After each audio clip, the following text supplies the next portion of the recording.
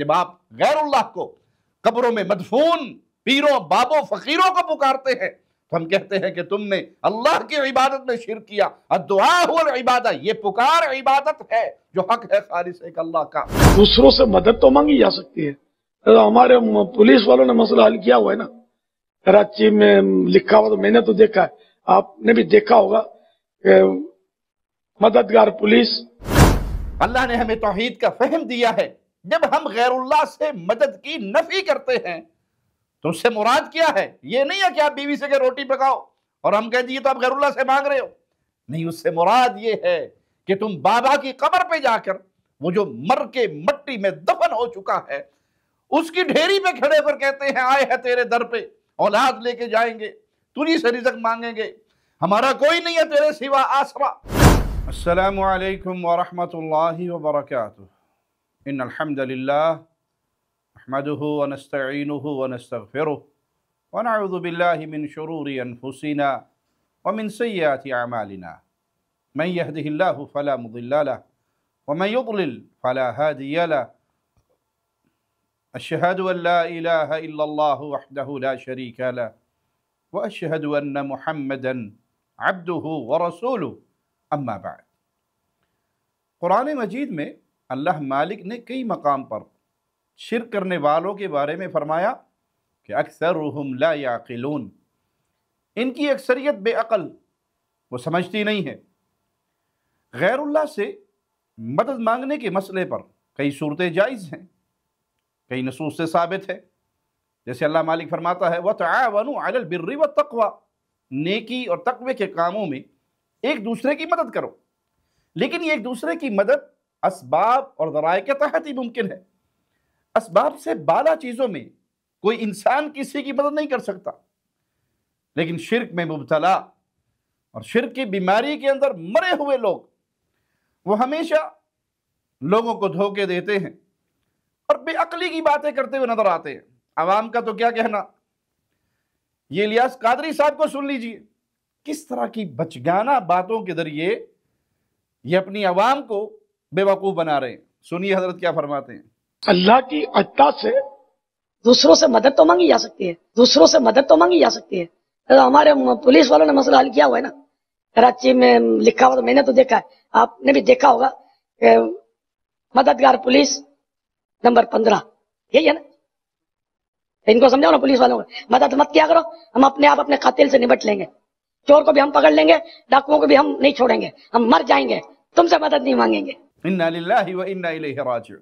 बल्कि कादरी साहब ने यहां तक कह दिया नबी मदद नहीं कर सकता, भंगी मदद कर सकता है, वो हमारा आंगन साफ कर देगा झाड़ू पकड़ के। मदद ही की ना उसने यार। अल्लाह ताला इन लोगों को अक्ल सलीम अता फरमाए, तौहीद और सुन्नत की समझ अता फरमाए, शिर्क और बिदअत से इनको निकाले।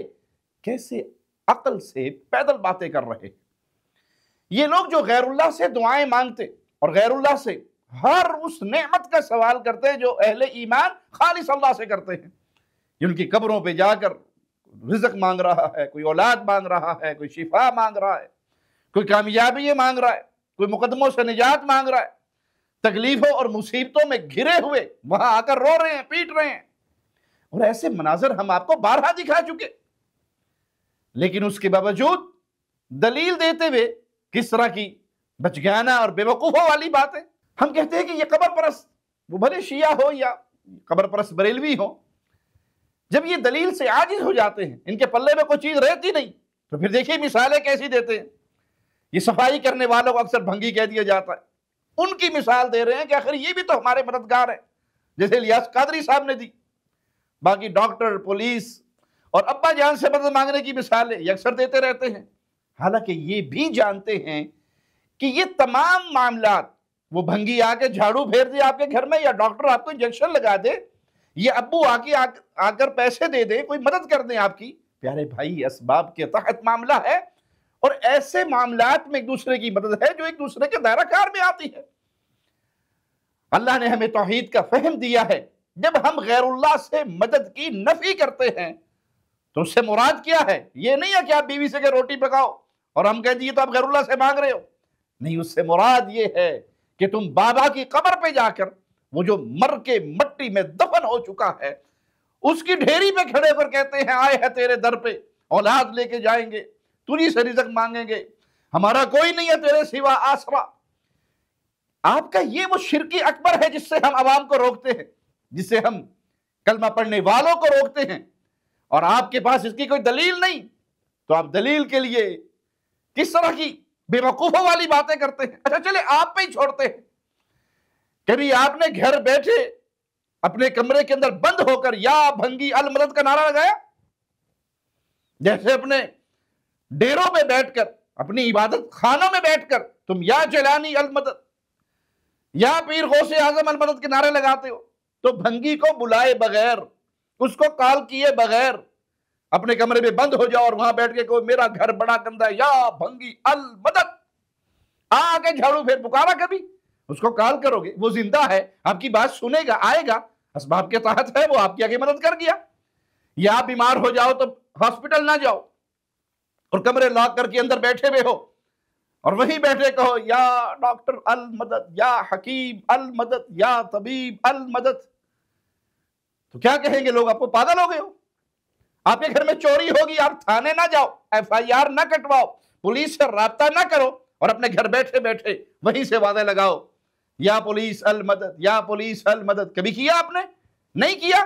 تو معنی یہ کہ یہ جو لوگ ہیں جن کی آپ دلیلیں دے کر شرک کے راستے کو جائز کرنے کی ناکام و نامراد کوشش کر رہے ہو، بھائی یہ تو اسباب کے تحت ہے، یہ اس کے بس میں ہے، لیکن ایک شخص فوت ہو کے منو بٹی کے نیچے دفن ہو گیا، ہزاروں کلومیٹر دور بیٹھا ہے، اگر زندہ بھی ہے وہ آپ کے پاس نہیں ہے، اور اگر مردہ ہے وہ قبر میں دفن ہے، اب اس کے اسباب ختم ہو گئے، یہ آپ کی سن نہیں سکتا، یہ اپنی قبر سے باہر نکل نہیں سکتا، یہ آپ کی مدد کر نہیں سکتا، یہ اپنی استنجا اور طہارت نہیں کر سکا تھا، آپ کی مدد کے لیے کہاں آئے گا؟